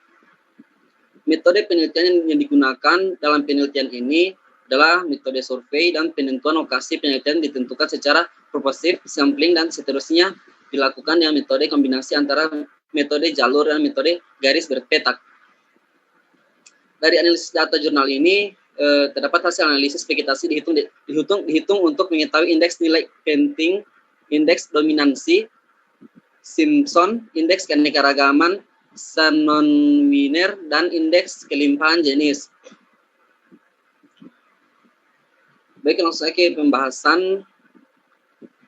Di sini berdasarkan rekapitulasi indeks nilai penting tingkat pertumbuhan mulai dari semai, pancang, dan pohon untuk semua titik. Diketahui nilai INP tertinggi pada semua tingkat pertumbuhan adalah jenis Avicennia marina dengan nilai INP 37,04%, tingkat semai.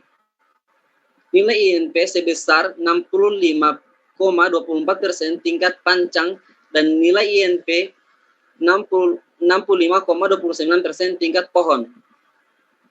Hal ini dikarenakan pada kawasan mangrove tersebut, khususnya pada zonasi famili Avicenniaceae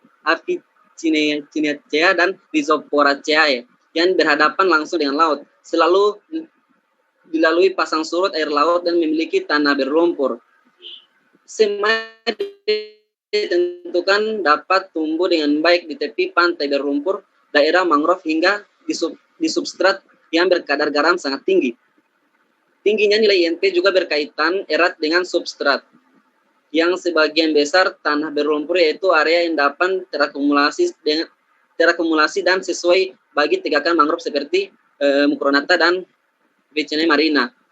Selain itu, hal ini juga dikarenakan tempat tumbuh Avicennia marina berada pada bagian depan pantai yang selalu dilalui pasang surut air laut.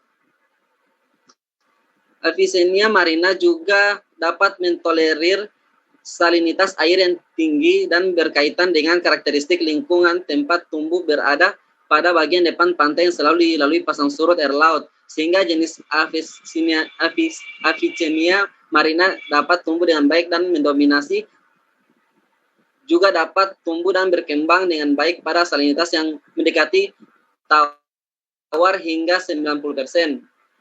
Kemudian kita masuk pada indeks dominansi, yang merupakan parameter yang digunakan dalam suatu komunitas untuk menyatakan tingkat terpusatnya dominansi suatu jenis. Berdasarkan hasil analisis, diketahui yang paling dominan dijumpai adalah jenis Avicennia marina dengan nilai indeks dominansi sama dengan 0,03530. Untuk tingkat semai, nilai indeks dominansi yaitu sama dengan 0,04729. Untuk tingkat pancang, dengan nilai indeks dominansi yaitu 0,04736. Untuk tingkat pohon, hal ini sebabkan jenis Avicennia marina pada kawasan hutan mangrove tersebut tumbuh di zonasi paling depan dan berhadapan langsung dengan laut. Hidup pada tanah berlumpur, dan jenis ini tidak banyak dimanfaatkan oleh masyarakat sehingga masih banyak dijumpai atau paling dominan. Kemudian kita masuk pada indeks keanekaragaman atau index of diversity, merupakan parameter vegetasi yang sangat berguna untuk membandingkan berbagai komunitas tumbuhan, terutama untuk mempelajari pengaruh gangguan faktor-faktor lingkungan atau abiotik terhadap komunitas. Indeks keanekaragaman jenis digunakan untuk mengetahui keadaan suksesi atau stabilitas komunitas.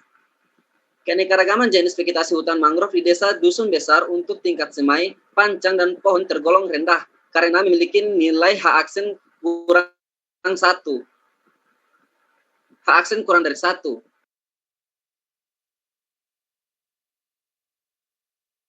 Sebesar 0,99. Nilai total H aksen untuk tingkat pancang sebesar 0,86 dan nilai total H aksen untuk tingkat pohon sebesar 0,87. Hal ini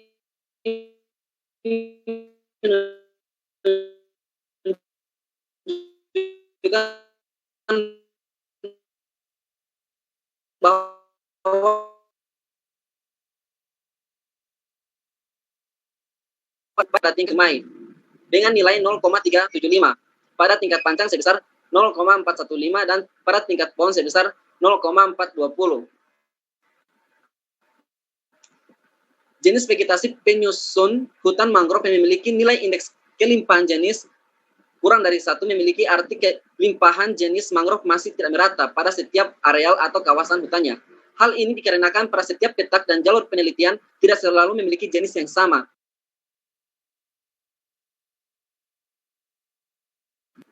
Baik, sekian presentasi dari saya. Lebih dan kurangnya saya mohon maaf. Wassalamualaikum warahmatullahi wabarakatuh. Waalaikumsalam warahmatullahi wabarakatuh. Waalaikumsalam warahmatullahi wabarakatuh. Terima kasih, Fardan.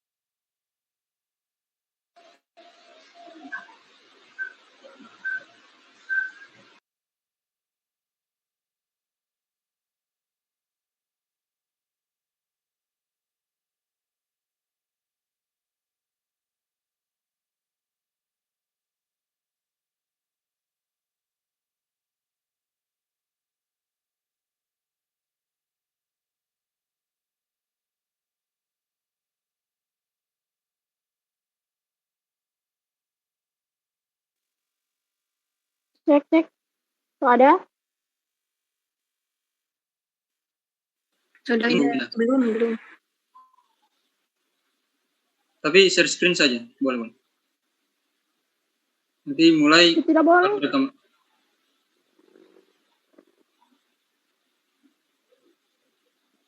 Nanti kita jadi host maksud.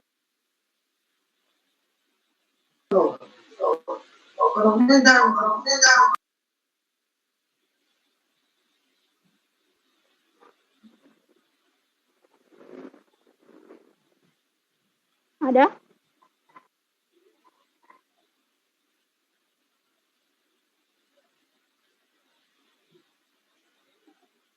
Koridor rekaman aman?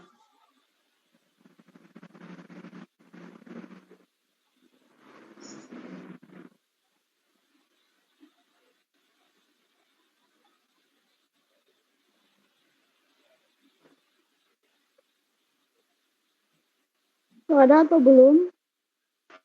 Ada. Sudah ada, Winda. Oke. Assalamualaikum warahmatullahi wabarakatuh. Waalaikumsalam warahmatullahi wabarakatuh. Baik, saya Winda Jakaria akan mempresentasikan hasil telajurnal saya yang berjudul nilai ekonomi serapan CO2 atau karbon dioksida pada ekosistem mangrove di Desa Kelapapati, Kabupaten Bengkalis.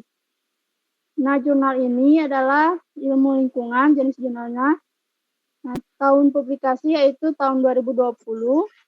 Penulisnya ada Hidayah W, R. Hamidi, dan T. Warningsih. Nah, metode yang digunakan dalam penelitian dalam jurnal ini ada yang pertama ada pembuatan plot, di mana pembuatan transek untuk vegetasi mangrove menggunakan transek plot garis atau line plot transek. Nah, pada tiga stasiun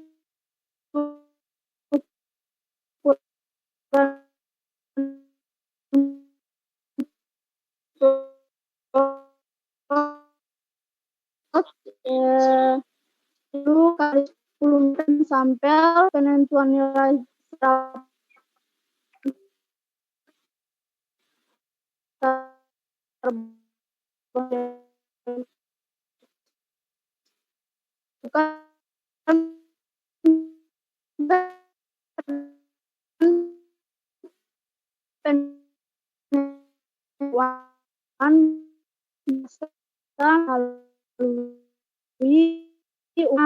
selanjutnya ada biomasa pada penelitian ini ada menentukan nilai serapan karbon dioksida yang dikandung oleh ekosistem mangrove di kawasan tersebut. Sehingga biomasa yang dihitung adalah biomasa yang hanya terdapat pada bagian permukaan atas atau above ground biomass. Nah, ada 3 rumus dasar perhitungan biomasa. Yang pertama ada B sama dengan D kali A, di mana B itu sama dengan biomasa, A sama dengan konstanta, D sama dengan DBH. Selanjutnya, rumus yang kedua adalah perhitungan karbon dari biomasa, yaitu CB sama dengan B kali 50%, di mana CB sama dengan kandungan karbon dengan satuan kilogram. Nah, B sama dengan total biomasa dengan satuan kilogram. Kemudian di rumus ketiga, ada perhitungan serapan gas karbon, karbon dioksida, yaitu SCO2 atau karbon dioksida sama kali Kc, di mana SCO2 sama dengan serapan gas CO2 atau karbon dioksida dengan satuan dengan kandungan karbon dengan satuan kilogram. Nah, dengan dihasilkan dalam penelitian ini, yaitu nilai serapan CO2 atau karbon dioksida pada ekosistem mangrove di Desa Kelapa Pati adalah sebesar 195,13 ton CO2 per hektar. Dan nilai ekonomi serapan CO2 atau karbon dioksida di kawasan tersebut adalah sebesar 264.72455,28 per tahun, atau 29.161,7 per hektar per tahun. Nah, sekian dari saya yang bisa saya sampaikan. Mohon maaf jika ada salah-salah kata. Wabillahi taufiq wal hidayah. Wassalamualaikum warahmatullahi wabarakatuh. Waalaikumsalam warahmatullahi wabarakatuh. Waalaikumsalam warahmatullahi wabarakatuh. Waalaikumsalam warahmatullahi wabarakatuh. Waalaikumsalam warahmatullahi wabarakatuh.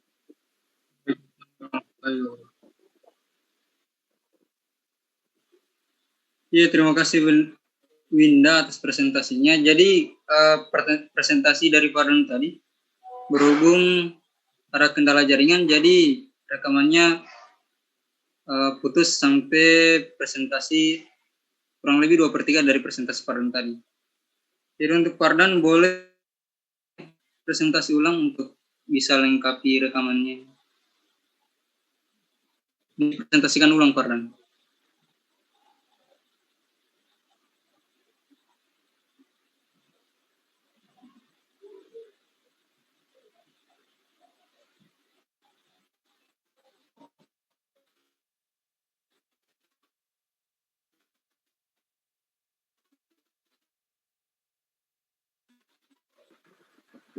Mohon maaf, Keting, tolong dijadikan host. Kenapa, Fardan? Tolong dijadikan host, soalnya tidak bisa mau share screen. Oh iya. Ya, sudah. Boleh. Oke.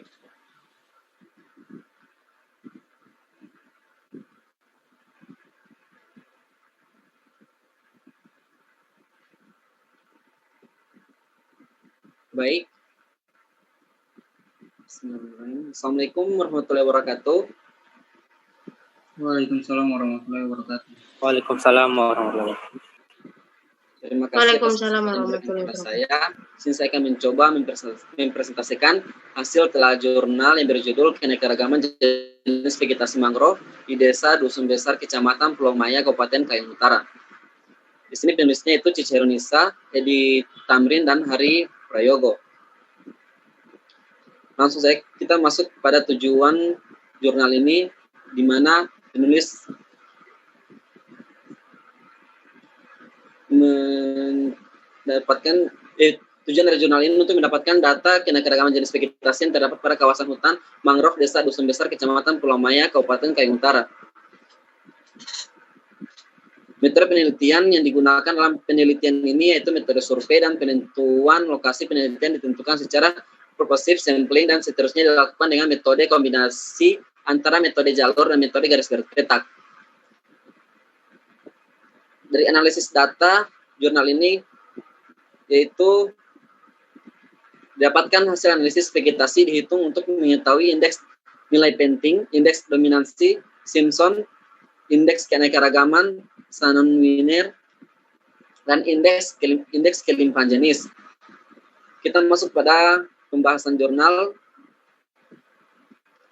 Berdasarkan rekapitulasi indeks nilai penting tingkat pertumbuhan mulai dari semai, pancang, dan pohon untuk semua titik diketahui nilai indeks nilai penting tertinggi pada semua tingkat pertumbuhan adalah jenis Avicennia marina dengan nilai INP 37,04% tingkat semai, nilai INP sebesar 65,24% tingkat pancang, dan nilai INP 65,29% tingkat pohon. Hal ini dikarenakan pada kawasan mangrove tersebut, khususnya pada zonasi famili Avicenniaceae dan Rhizoporacea yang berhadapan langsung dengan laut, selalu dilalui pasang surut air laut dan memiliki tanah berlumpur. Semai ditemukan dapat tumbuh dengan baik di tepi pantai berlumpur daerah mangrove hingga di substrat yang berkadar garam sangat tinggi. Tingginya nilai INP juga berkaitan erat dengan substrat yang sebagian besar tanah berlumpur, yaitu area yang dapat terakumulasi dan sesuai bagi tegakan mangrove seperti Mucronata dan Avicennia marina. Selain itu, hal ini juga dikarenakan tempat tumbuh Avicennia marina berada pada bagian depan pantai yang selalu dilalui pasang surut air laut. Avicennia marina berada pada bagian depan pantai yang Avicennia marina juga dapat mentolerir salinitas air yang tinggi dan berkaitan dengan karakteristik lingkungan tempat tumbuh berada pada bagian depan pantai yang selalu dilalui pasang surut air laut, sehingga jenis Avicennia marina dapat tumbuh dengan baik dan mendominasi. Avicennia marina juga dapat tumbuh dan berkembang dengan baik pada salinitas yang mendekati tawar hingga 90%. Kita masuk pada indeks dominansi, yang merupakan parameter yang digunakan dalam suatu komunitas untuk menyatakan tingkat terpusatnya dominansi suatu jenis. Berdasarkan hasil analisis, diketahui yang paling dominan dijumpai adalah jenis Avicennia marina dengan nilai indeks dominansi yaitu 0,03530 untuk tingkat semai. Nilai indeks dominansi 0,04729 untuk tingkat pancang dengan nilai 0,04736 untuk tingkat pohon. Karen, interupsi. Ya. Ya, silakan. Tunggutan di halaman 3 ya. Jadi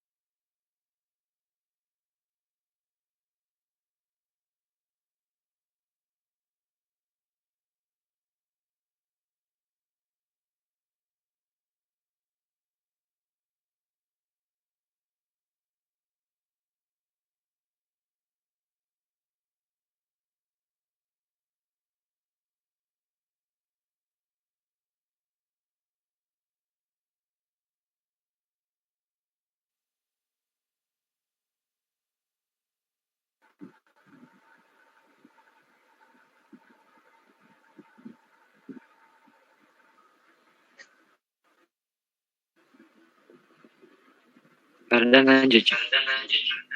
Indeks dominansi. Baik, saya ulangi. Indeks dominansi, di mana merupakan parameter yang digunakan dalam suatu komunitas untuk menyatakan tingkat terputusnya dominansi suatu jenis. Berdasarkan hasil analisis, diketahui yang paling dominan dijumpai adalah jenis Avicennia marina dengan nilai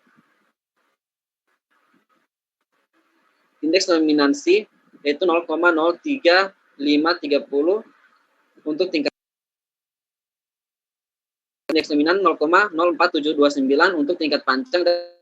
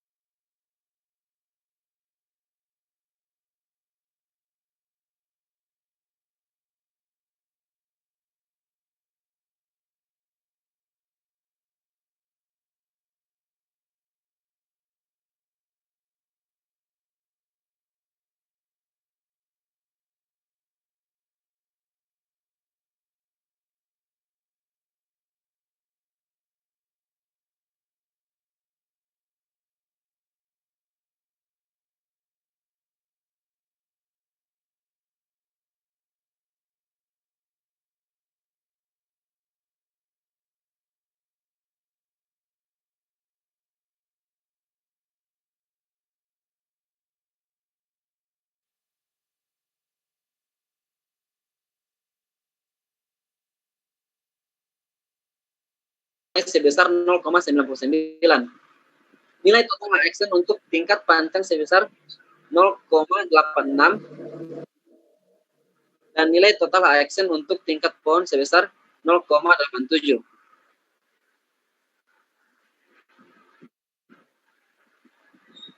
Hal ini menunjukkan bahwa ekosistem mangrove tersebut memiliki produktivitas yang tidak cukup baik dan kondisi ekosistem tidak cukup seimbang. Kondisi perairan tidak stabil dan besarnya tekanan ekologis serta terdapat suatu komunitas yang mendominasi.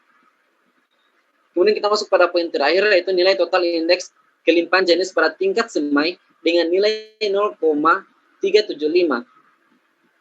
Pada tingkat panjang sebesar 0,415 dan pada tingkat pohon sebesar 0,420. Jenis vegetasi penyusun hutan mangrove yang memiliki nilai indeks kelimpahan jenis kurang dari 1 memiliki arti kelimpahan jenis mangrove masih tidak merata pada setiap areal atau kawasan hutannya. Hal ini dikarenakan pada setiap petak dan jalur penelitian tidak selalu memiliki jenis yang sama dan ada jenis yang mendominan. Baik, sekian presentasi dari saya. Lebih dan kurangnya saya mohon maaf. Wassalamualaikum warahmatullahi wabarakatuh. Waalaikumsalam warahmatullahi wabarakatuh. Waalaikumsalam warahmatullahi wabarakatuh.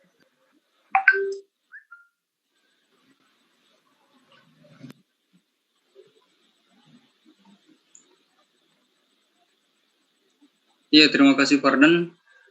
Jadi berhubung presentasi hari ini sudah lengkap 10 orang, 5 orang dari kelas A dan kelas B. Sesuai kesepakatan sebelumnya kan dimulai dari pukul 15 lebih. Dan rencananya kita akan selesai pada pukul 17 sekian. Sekarang akan sedikit lagi maghrib setengah 6. Jadi kita cukupkan sampai di sini untuk presentasi 2 kelas. Dan ucapan terima kasih teman-teman presentasi dan teman-teman yang sudah berpartisipasi dalam room kali ini. Dan khususnya ucapan permohonan maaf kami sampaikan kepada Ibu Dr. Dewi Wahyunika Baderan, SPD MSI. Jikalau masih ada kekurangan dalam presentasi kami kali ini. Dan untuk lanjutan mengenai diskusi tanya jawab, insya Allah teman-teman kita lanjut mekanisme sebelumnya masih dengan grup yang sama dan insya Allah kita laksanakan besok hari. Untuk waktunya nanti saya akan informasikan dalam grup waktu diskusi tanya jawab masih dengan mekanisme yang sama, 3 pertanyaan dari kelas A dan 3 orang dari kelas B, dan yang menjawab bebas dari kelas A atau kelas B. Saya rasa cukup presentasi hari ini. Jika ada yang ditanyakan dan sekian, satu dengan salam. Wassalamualaikum warahmatullahi wabarakatuh. Waalaikumsalam warahmatullahi wabarakatuh. Warahmatullahi wabarakatuh. Waalaikumsalam warahmatullahi wabarakatuh.